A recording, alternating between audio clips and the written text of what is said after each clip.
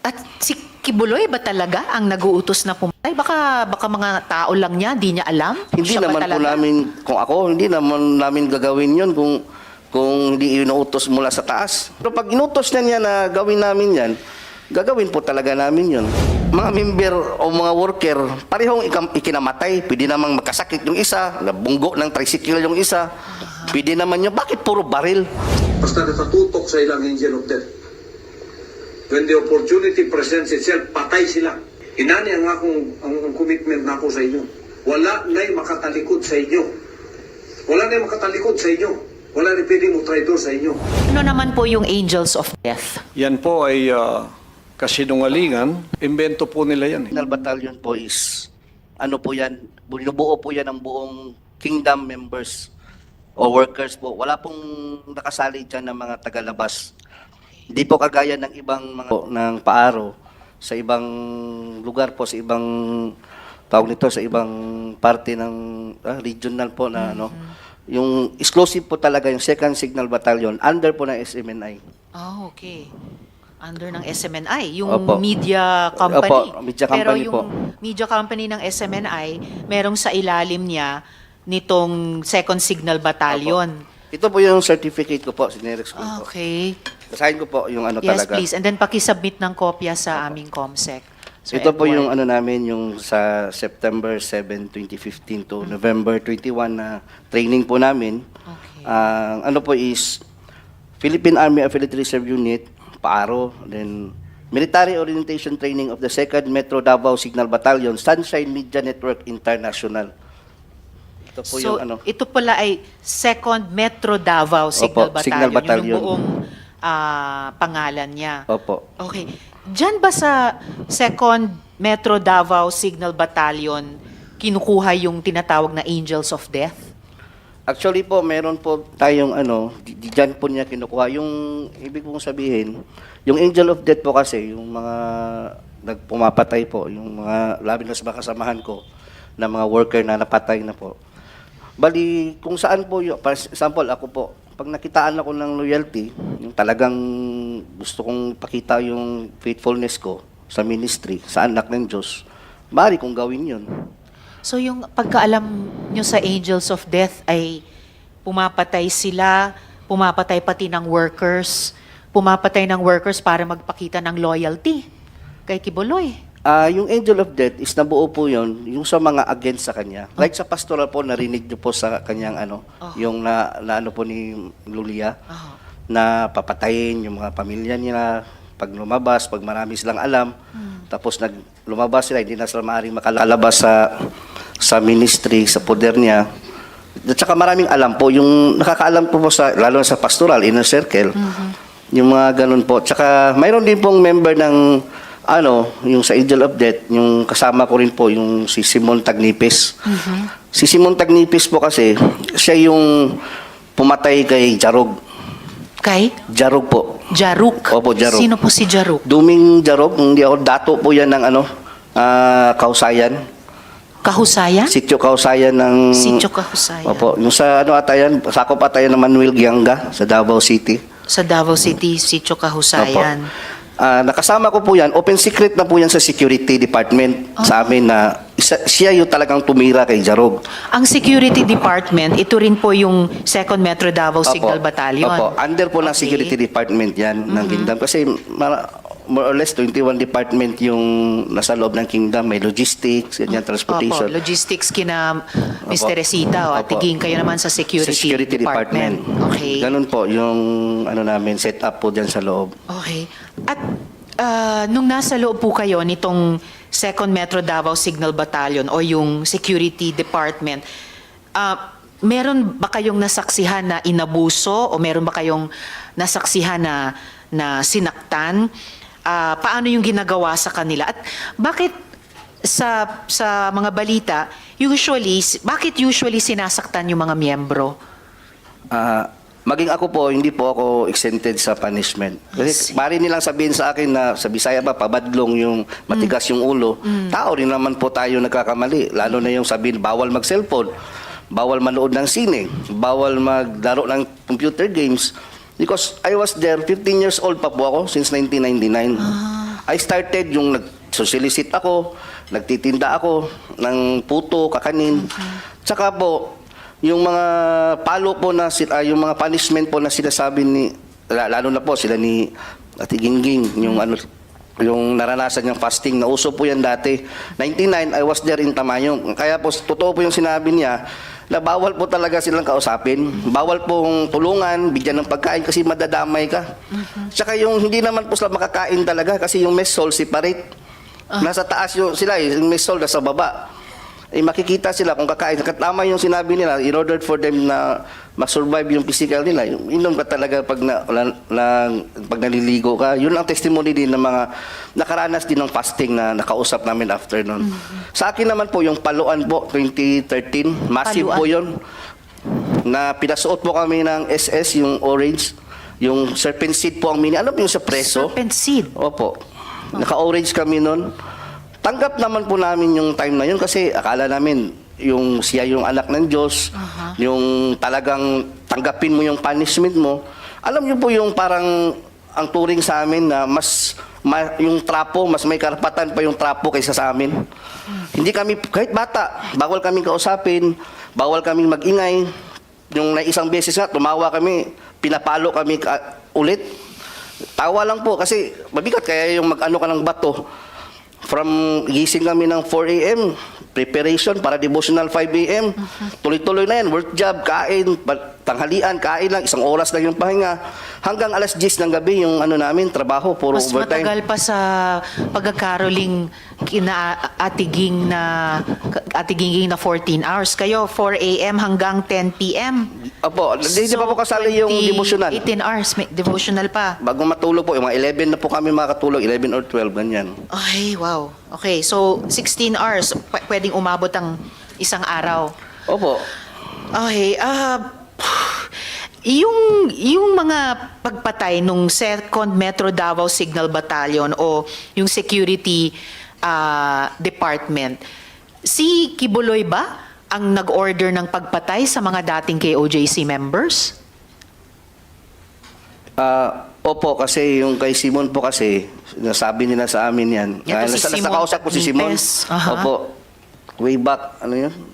Hindi ko naalala yung mga taon na yun. Pero sabi niya kasi may galit daw kasi si pastor doon sa yung Jaruk kasi yung lupa niya doon ayaw ibenta.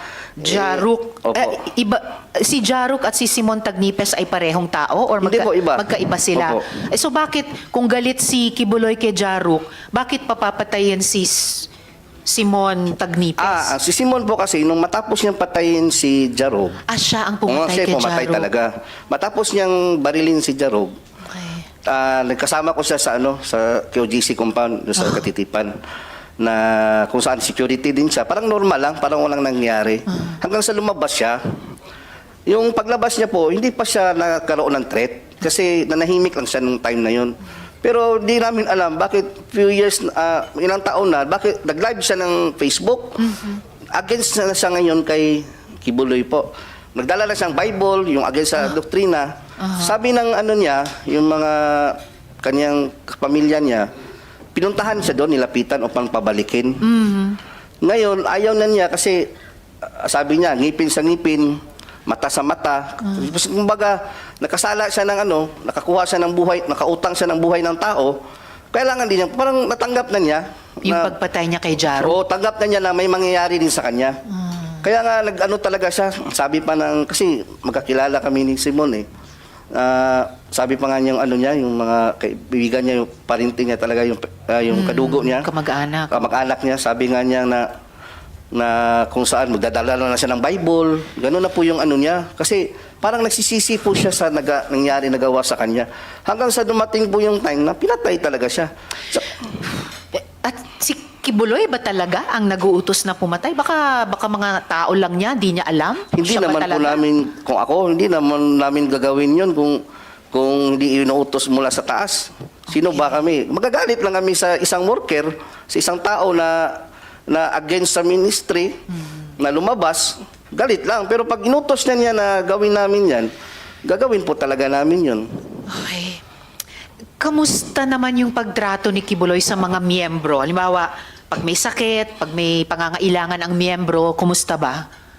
Pag may sakit po, yun lang po yung ano doon kasi kami, ordinary worker, dati yun, naranasan ko po nung nagkasakit ako ng yun, pneumonia, basal pneumonia. Binibigyan lang po kami ng pamasahe, 100 piso, tapos pa-check up sa SBMC, sa public hospital, SBMC. Southern Philippines Medical Center. Hindi naman sa inaano natin, minamaliit yung SPMC. Maganda naman yung serbisyo doon. Pero sa ngalan na nag-solicit ka, nakapagbigay ka ng income, 10 to 15 nakapagtrabaho. million Oo. every, ano ba yung sinabi kanina? Every Yung buong month. pinag-anuhan namin, Oo. yung araw-araw naka-income kami pag mayroong month of blessings, yung KOH na sinasabi, nakakontribute ka ng pera tapos nagkasakit ka, i-ano ka lang, ipa-check up ka sa SPMC. Tapos niyan, ano ka pa sa Lingap. Yung programa po ni doon po sa Davao yung Lingap. Aha. Pipila ka doon ng ilang oras. At saka hindi po sinasabi, pinatawag nito yung Madam Chair, yung hindi pinapakilala na kingdom kami. Galing kami kay Kibuloy kasi mapapahiya daw si pastor. Kasi mayaman daw. Yung reaksyon ng tagalingap, yung malaman nila, uy, Kibuloy, mayaman yan. Bakit kayo nanghihingi ng Yun na So, nga. ayuda. Ganun po yung Tama rin. So, kasi nakaka-generate kayo ng malalaking pera, Opo. pero hindi, kumbaga, katumbas Nung yung medical care na medical care nakukuha nyo kapag kayo naman ang nagkasakit. Kung may ibang pangangailangan bukod sa health, ganun din ba yung nangyayari lang? Yung halimbawa po, yung katulugan nga namin, alam po nila General Torre po yun. Yung nagpas sila Colonel Maranta, nakapasok sila doon yung tulugan ng mga babae doon. Parang dito, malaking lang tapos parang mga sardinas dyan. Tabi-tabi, lahat. Walang maayos na tulugan. Kaya kabaliktaran po lahat nakikita natin sa TV, yung propaganda. Saka yung binibigay sa amin supply, sabon. Ayan. Yun po, yung honorarium, swerte lang, mabigyan ka. 500 minsan weekly or 200. Depende sa tagal mo na sa loob. At sa kabila ng milyones na kinukwota sa inyo buwan-buwan.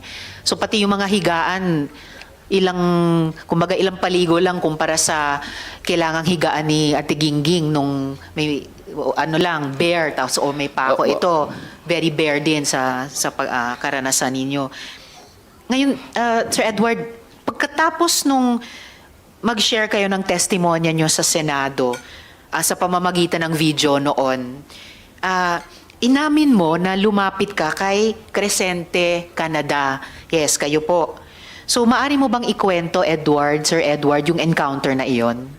Opo, ganito po yan. Di ba po, yung last December, Opo. po tayo ni attorney, yung kami, yung office about ko. sa yung coming na hearing. Opo. Gaya po sinabi ni Yulia, kahit nila po ni Tiginging, lahat kami dito, loyal at committed po kami lahat. Naniniwala kami na anak siya ng Diyos, glorified body. Kahit na lumabas ka, dahil parang doon ka na lumaki, yung mundo mo doon na umikot. Doon na umikot yung mundo mo. Tapos pag naanuhan niya na nalaman mo na para sa isip mo na siya na talaga yung daan at katotohanan kahit nasa labas ka, magkaroon ka ng takot, baka mamatay ka, tapos siya yung harapin mo. Kung ganun po yung nararamdaman namin. Kaya, nung time na yon, uso yung pinalabas na glorified na raw si Pastor. Yung time na yun, hindi na siya nagpapakita gaano. So, lumapit ako ngayon kay Enteng Canada po, Crescente, sa Barangay Hall. Kasi baka sakali ako na totoo nga si Pastor, ko talaga, nakadecide talaga ako na lumapit. January 16 or 17, kung di ako nagkakamali. Nitong taon. Kumbaga, pagtatraidor po yung gagawin ko, yung ganun. Kasi isusuka ko yung mga contact na staff ninyo. Gagawin ko talaga yun kasi parang na-feel ko na totoo talaga to si Pastor. Parang, Lord, patawad po kung nakakontak ako sa kanila, nila Arlene. Ganun po na-feel ko kasi I've been there for 20 years. Tapos yung, Wow. yung faith mo, alam mo na lumaki ka sa isang relihiyosong pamilya, yung ganun po. Tapos, paglapit ko po nung time na yun, buti na lang, may sinabi si Inting, bago ko na ibigay, buti na lang, hindi ko na ibigay yung number. Hindi kasi siya nag-ask nung una. Unang ginawa niya, nag-usap kami, fellowship, ang ganda ng fellowship. do ganyan talaga yung sa kingdom, buhay ni pastor, ganyan. Bigla lang kalagitnaan, na iba yung usapan namin. Ba't naman kasi kayo pumupunta dyan? Ba't naman kasi kayo nag-testimony dyan? Hindi mo alam. Baka may riding ang tandem na paglabas mo. Ganon. Riding in tandem. Yung sabi niya sa akin, baka may riding in tandem. Ano pang isinabi